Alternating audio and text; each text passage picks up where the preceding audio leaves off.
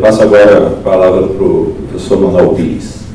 Queria, antes de mais nada, parabenizar o Ricardo pela fala. Acho que não... É difícil você ter dois economistas no mesmo lugar que concordem.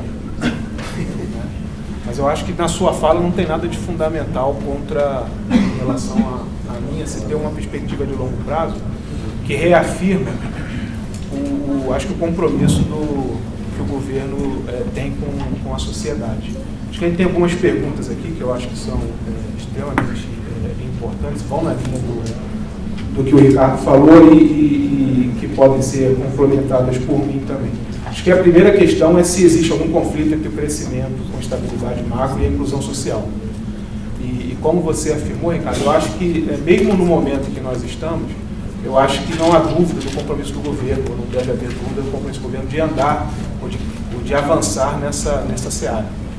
Então, assim, isso não está em disputa. O que nós estamos discutindo é a velocidade com que esse processo vai se dar. Tá? As questões macroeconômicas impõem algum limite a essa velocidade, mas, assim como você, eu não vejo nada de fundamental que impeça que a gente avance ainda mais em outras frentes também. Tá? Só para dar um dado, as transferências de renda elas saíram de 7% do PIB para 10,5% do PIB nos últimos anos. Isso criou um mercado de consumo bastante relevante para o país e foi responsável direto pela redução da desigualdade nos últimos anos. Isso é importante de ser valorizado. Nós não estamos discutindo dar um passo atrás nisso de forma alguma. A ideia é avançar nisso, criar condições para que isso seja sustentável. Acho que esse é o debate que nós estamos querendo fazer agora. Muitas das medidas que a gente está adotando, elas servem também para viabilizar a manutenção de outras políticas no futuro, como a política de salário mínimo, por exemplo. Então, acho que esse é um ponto importante para ser ressaltado. Uma outra questão igualmente importante, e que aí eu acho que vai ser um desafio para os próximos anos, tem a ver com a distribuição das oportunidades. Ao longo dessa última década e meia, acho que os governos criaram uma tecnologia muito eficiente de transferir renda para os cidadãos brasileiros. Então, a gente consegue identificar as pessoas mais pobres e transferir renda e diminuir ou amenizar a situação de pobreza em que elas se encontram. Eu acho que um desafio tão importante quanto a desigualdade de renda é a desigualdade de oportunidade ou de acesso às políticas públicas. E eu acho que a gente tem o desafio de avançar na construção dessas mesmas tecnologias para prover serviços de qualidade, seja em educação, inclusão digital, segurança pública, saneamento. A sociedade já está cobrando isso de todos os governos. E eu acho que esse vai ser um caminho para a gente avançar também. Por último, aí tem uma pergunta sobre a questão do crescimento. Também concordo com o Ricardo que não tem nada de fundamental ou um limite estrutural que impeça o crescimento do país nos próximos anos. Eu acho que existem, de tempos em tempos a gente se encontra numa situação que a gente precisa, o próprio sucesso de algumas políticas ou de uma agenda, ela impõe alguns desafios. Eu acho que o que está posto é a gente avançar nesses desafios sem, de forma alguma, reverter os compromissos que são assumidos com a sociedade. Então, acho que essas questões elas não podem ficar ao largo de um debate econômico. São questões políticas, mas são questões que a gente trava no nosso dia a dia. Perfeito. Bom, então vamos lá. Acertos e erros. Nós estamos de acordo. Existe uma missão de médio e longo prazo desse governo que tem que ser cumprida, né? Enfim, vamos ver o que acontece com essa gestão macro, se vai estar, de que maneira vai estar contribuindo para isso, mas é uma questão de curto prazo. Como por razões estruturais nós não temos maiores problemas, claro que as decisões que foram tomadas em relação às empreiteiras, que são as construtoras do país, né, tem a ver com o processo de investimento, com dificuldades ou não de se recuperar rapidamente o investimento público e privado também. Né. Tem não é que faltem problemas, mas que a gente espera que as soluções para esses problemas sejam dadas. Nós não temos, por enquanto, maiores problemas estruturais. Não temos. a não ser que a gente considere a falta de água um problema estrutural. E que tem dois problemas estruturais na economia em geral. Dois. Uma economia. Divisas e energia. Não pode faltar nenhum dos dois. A divisa você não produz, então você tem que ter. E a energia você tem que ser capaz de produzir. Se você não tem água, mas você não tem água sequer para abastecer a indústria, mas é um problema de seca que a gente espera que seja superado. Deus tem que mandar bastante chuva. Isso sim. Não é que não existam problemas, mas não são problemas estruturais, a não ser que não chova. Mas aí é um problema estrutural para qualquer país do mundo. Certo? Então, dito isso, deixa eu falar um pouquinho. Você pode colocar de novo aquele quadrinho ali, por favor? Muito bem. Bom, se a gente pode dizer que foram feitos avanços extraordinários nos últimos 12 anos, a gente também pode dizer que existem problemas enormes por enfrentar. Isso é só o começo, né, da reversão das injustiças sociais produzidas durante 500 anos no Brasil. Tem que ser só o começo. A gente espera que seja só o começo. Eu não preciso falar para vocês dos avanços. Salário mínimo, que quase duplicou, o fato de que a renda dos 50% dos domicílios de menor renda, os 50% do domicílio de menor renda também quase duplicou. A taxa de desemprego metropolitano despencou de 12% para 5%. O número de empresas, de pessoas com vínculos formais de trabalho, passou de 28 para 48 milhões de trabalhadores. O número de beneficiários do seguro-desemprego subiu de 4,8 para 8,4. Eu não vou cansá-los com isso, porque eu acho que isso vocês já reuniram. Aliás, eu acho que nem sempre o governo sabe apresentar os seus números e as suas realizações. Eu diria que, em geral, nem sempre não, em geral apresenta mal as suas realizações. Não reúne as informações boas de uma maneira que a população entenda que houve avanços. Porque se eu apresento um hospital bonito de um lado, né, e o outro apresenta um hospital em ruínas, isso são dois hospitais num conjunto que a gente não sabe o que está acontecendo com o todo. Então, especialmente nessa área médica, por exemplo, a informação sobre eventuais melhorias não está feita, não é de conhecimento público.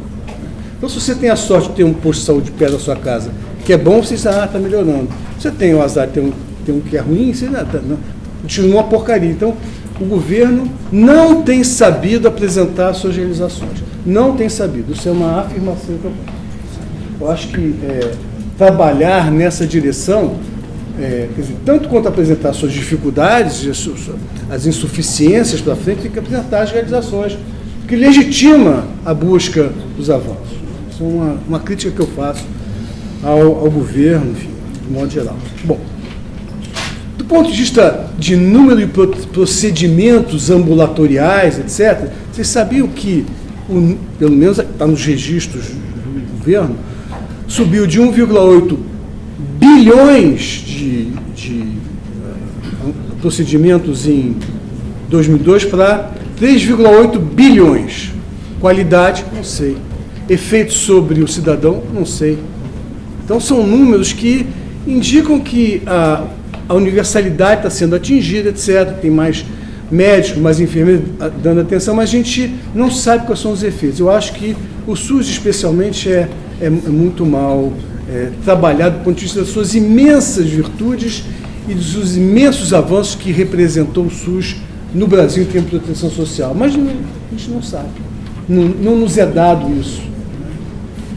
Bom, mas eu vou saltar aqui os avanços para falar um pouco dos problemas nessa primeira linha ali de universalizar e institucionalizar os direitos. Depois eu vou parar e volto na próxima pergunta.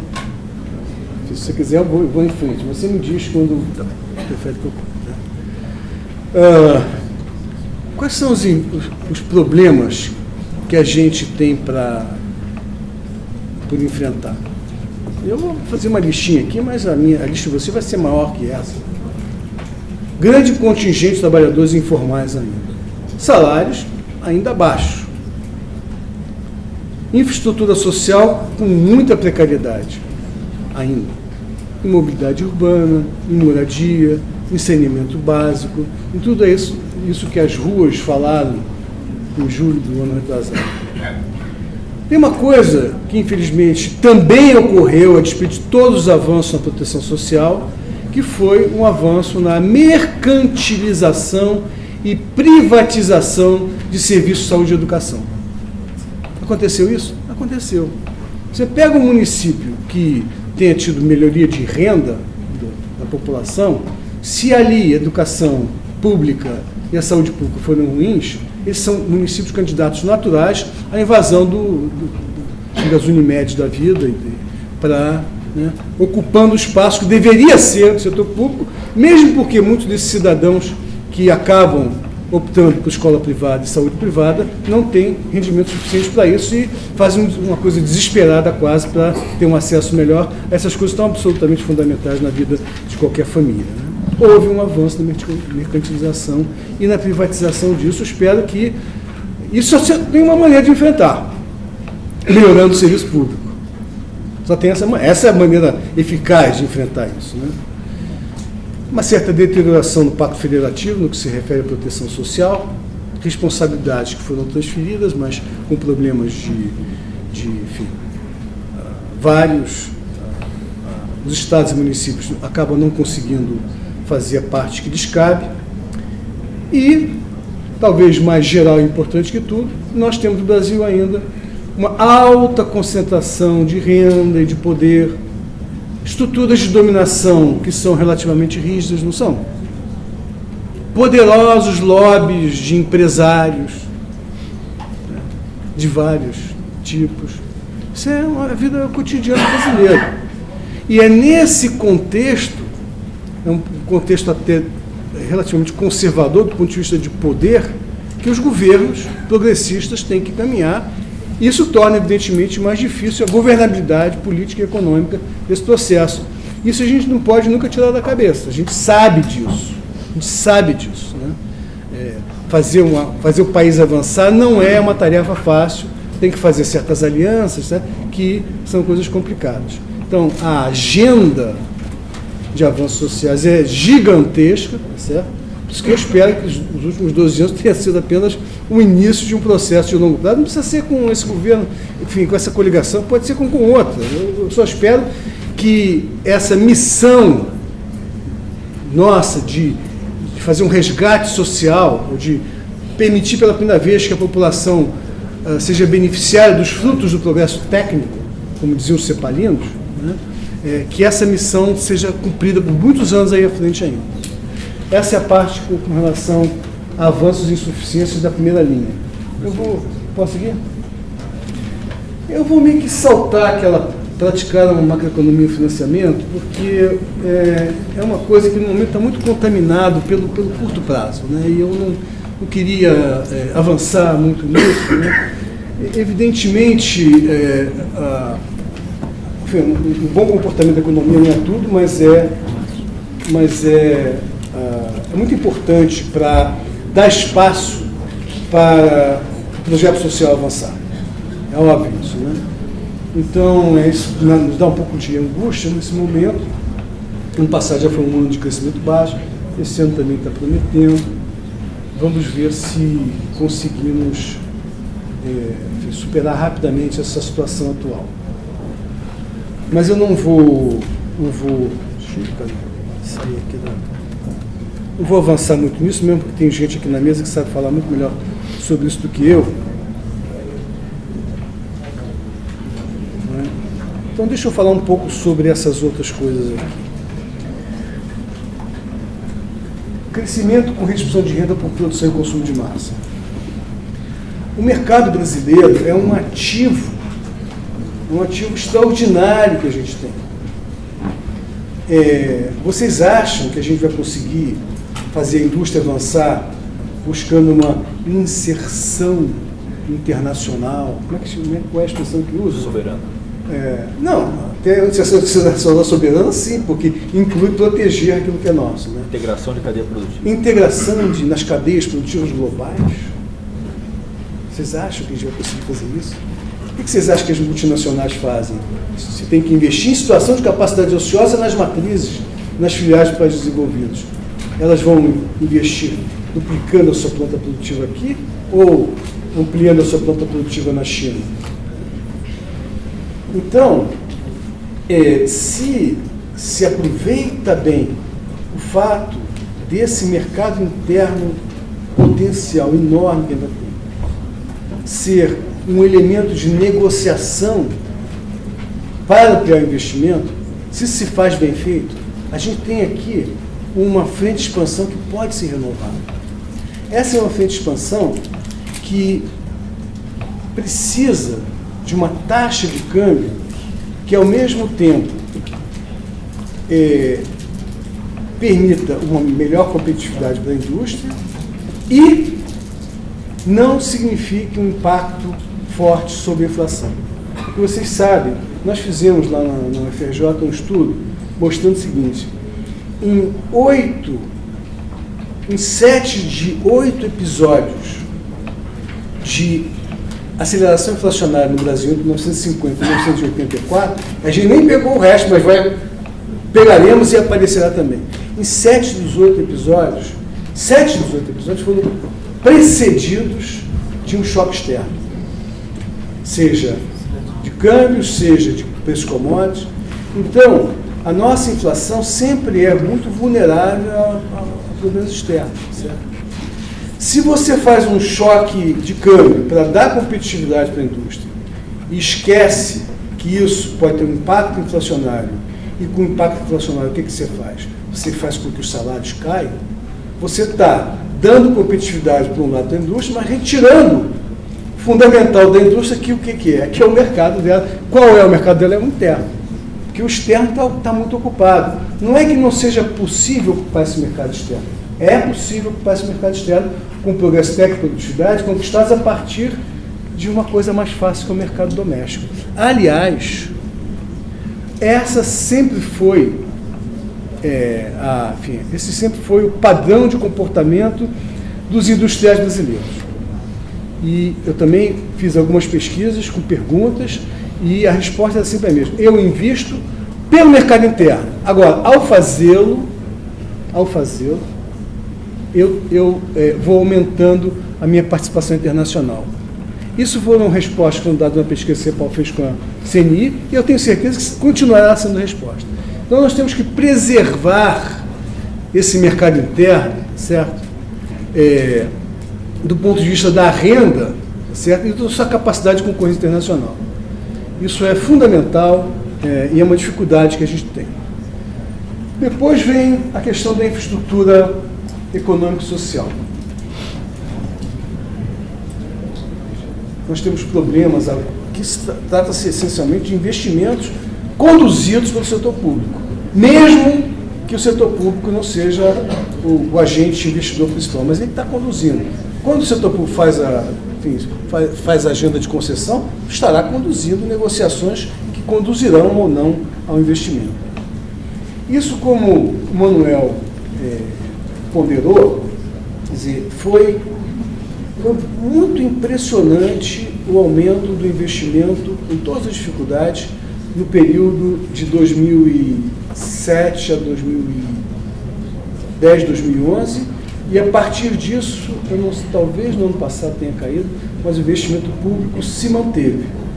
O investimento geral brasileiro subiu, talvez vocês não saibam disso, em termos constantes, descontando a inflação, naquilo que efetivamente representa a capacidade adicional de ampliar a produção. O investimento subiu 5 pontos percentuais entre 2003 e 2012, e 2003 e 2010. Subiu para um nível de, dependendo do que você calcula, 19%, 20%, dependendo do calcula que você usa. E a graça é que, mesmo com todas as dificuldades do governo Dilma, né, esse nível não caiu até 2013, caiu em 2014. A responsabilidade nessa tríade aí, que são as frentes de expansão, que o Instituto Econômico e Social tem para impedir uma nova queda, tentativa de investimento, é gigantesca. Porque esse aqui é o investimento dito autônomo. Os economistas costumam separar os investimentos em... Você me corte se na hora de tiver que parar, porque eu estou falando muito aqui. Assim, vamos passar para as perguntas? Tá. Os investimentos induzidos são aqueles que são induzidos pelo aumento da renda, da capacidade de compra da população, né? Capacidade de compra dos empresários.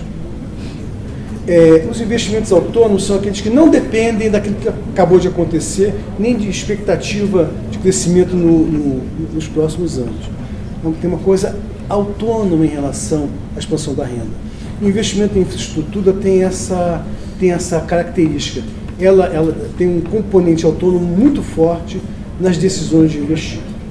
E como a situação do ponto de vista dos estímulos de demanda efetiva não são grandes, porque o passado recente não foi bom e porque as expectativas com relação ao futuro próximo também não são, então nós dependemos muito dos investimentos que são feitos aí. E não só em infraestrutura econômica, na social também. Dentro da social, nós temos assim, um candidato natural a expandir muito o investimento, que é a habitação. Especialmente se fizerem condições melhores para o financiamento da casa própria.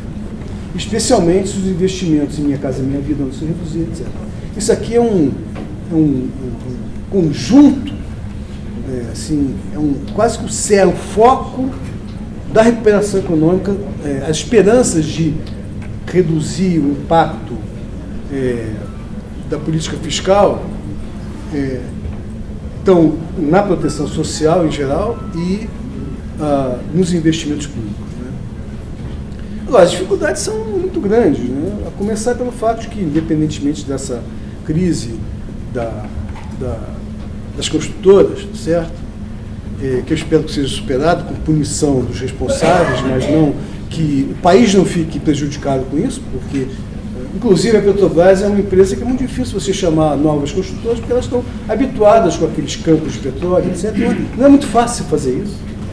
Então, essa engrenagem brasileira do investimento, ela precisa ser preservar esse patrimônio nacional. Coloca lá o presidente, troca a empresa.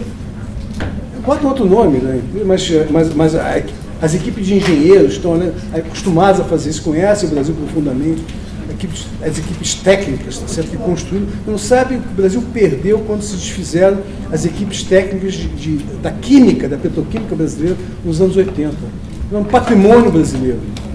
Então, mas independentemente disso, a capacidade de oferta, como expandiu muito o investimento público, e expandiu mais ainda o investimento da Petrobras, a capacidade de oferta de serviços de engenharia tinha que ser muito aperfeiçoada, independentemente dessa situação jurídica que tem aí. Então, não é que não existam problemas aí. E é claro que o orçamento público, independentemente do ajuste fiscal, Manuel, ele tem seus limites, certo? Então, ninguém pode desconhecer que existem problemas aqui nessa área. Agora, as oportunidades de expansão com enorme aumento de eficiência. Bom, o PAC foi... Nós estamos aguardando, vai sair um PAC 3, não vai? Estamos aguardando, eu estou aguardando com muita curiosidade e esperança esse PAC 3, porque como eu disse, um avanço no planejamento brasileiro, o resgate da função pública de forma coordenada foi feito pelo PAC, com todas as deficiências. Né? Aliás, eu vou contar para vocês uma história. Eu participei de um congresso de engenheiros, onde uma alta autoridade pública brasileira começou a apresentar as realizações do governo em infraestrutura. E tinha muita realização, tinha uma expansão muito grande na capacidade energética brasileira, e tinha uma expansão muito grande no número de quilômetros de rodovia que tinham sido implantados. Tem uma coisa. E o camarada, lá, o presidente da associação de engenheiros, do sindicato, disse, o presidente, uma autoridade alta deles lá, do Sindicato Nacional, disse o seguinte: olha, eu milito nessa área, sou um engenheiro, trabalho com essas coisas há muito tempo. Então eu sou uma pessoa que acompanha o que é feito. Eu não tinha ideia de que tinha sido realizado tanta coisa assim. Isso de 300 pessoas. Né?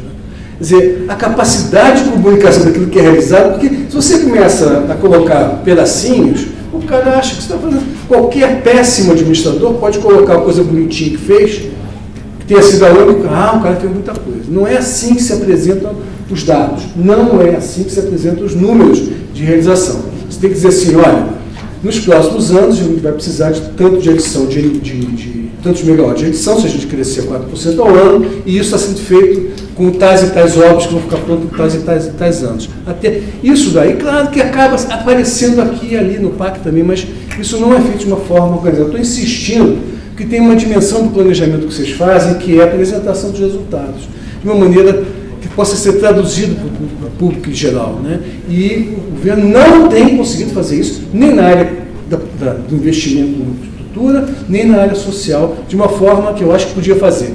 É claro que o voto final vem na eleição, tá certo? E com todas as dificuldades, se a eleição foi ganha por esse projeto, é porque aqueles que melhoraram muito a condição de vida votaram a favor da continuidade do projeto. Mas, numa campanha eleitoral, você precisa de muito mais do que apenas isso. Você precisa mostrar as realizações de uma forma que convença as pessoas. Se não tiver paciência, mas como tinha e tem, pelo amor de Deus, vamos fazer esse negócio melhor. Ficou bem reclamão hoje. Vamos passar então, só um último ponto, então, nessas atividades de princípios de recursos naturais, eu coloquei aqui, eu estou esperançoso na recuperação, na continuidade do investimento da Petrobras e na continuidade dos investimentos que tem a ver com o agronegócio brasileiro, porque não é por causa de um crescimento que ao invés de ser 7,5 vai ser 6,8 da China, ou não sei quanto é que vai ser, que o impulso, está certo isso, Zé Luiz? O impulso sobre a nossa fronteira agrícola vai diminuir, certo? A pressão.